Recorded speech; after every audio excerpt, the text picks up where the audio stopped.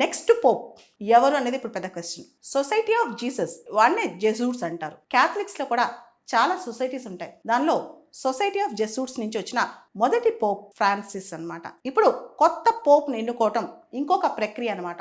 ఒక 15-20 రోజుల తర్వాత వాటికన్ సిటీలో చాలా సీక్రెట్ ప్రాసెస్ జరుగుద్ది. దానిలో ఒక పేపల్ కాంక్లేవ్ జరుగుద్ది అనమాట. ఈ కాంక్లేవ్ లో అందరూ కార్డినల్స్ 80 సంవత్సరాల కన్నా వయసు తక్కువ ఉన్న వాళ్ళు కార్డినల్స్ అందరూ ఒక చోట గ్యాదర్ అవుతారు. వాటికన్ లో గ్యాదర్ అయ్యే ఒక సీక్రెట్ ప్రాసెస్ ద్వారా ప్రపంచం మొత్తంతో ఫోన్లు ఆపేస్తారు. ఎంటైర్ మీడియాతో కట్ ఆఫ్ అవుతారు. వాళ్ళు కూర్చుని మల్టిపుల్ రౌండ్స్ లో ఓటింగ్ కండక్ట్ చేసుకుంటారు. దానిలో 2/3 2/3 మెజారిటీ వచ్చేదాకా ఓటింగ్ కండక్ట్ చేసుకుంటాను అంటారనమాట.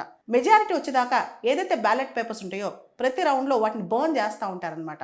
వాళ్ళు కూర్చున్న సీక్రెట్ ప్లేస్ బిల్డింగ్ కి ఒక చిమ్నీ ఉంటుంది. ఆ చిమ్నీలో బ్లాక్ కలర్ పొగ వస్తుంటే పోప్ ఇంకా అపాయింట్ కాలేదు. పోప్ సెలక్షన్ ప్రాసెస్ లో వీళ్ళకి ఇంకా కాన్సెన్సస్ రాలేదని అర్థం.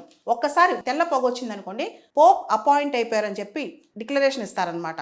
ఒక్కసారి పోప్ అపాయింట్ అయిన తర్వాత ఆయన పోప్ గా తన కొత్త పేరుని సెలెక్ట్ చేసుకుంటారు. అంటే ఇంతకు ముందున్న సెయింట్స్ ఎవరైనా ఉంటారో సెయింట్స్ పేర్లు కానీ పవిత్రమైన పేర్లు సెలెక్ట్ చేసుకుంటారు అనమాట. దానే పాపల్ నేమ్ అంటాం. ఇక్కడ సీనియర్ కార్డినల్ పోప్స్ ఎలక్ట్ అయిన తర్వాత, పోప్ అపాయింట్ అయిన తర్వాత బాల్కనీకి వచ్చి హెబిమస్ పాపం అని చెప్పి డిక్లేర్ చేస్తారు. అంటే మనకి కొత్త పోప్ గారు వచ్చారు అని చెప్పి డిక్లేర్ చేస్తారనమాట.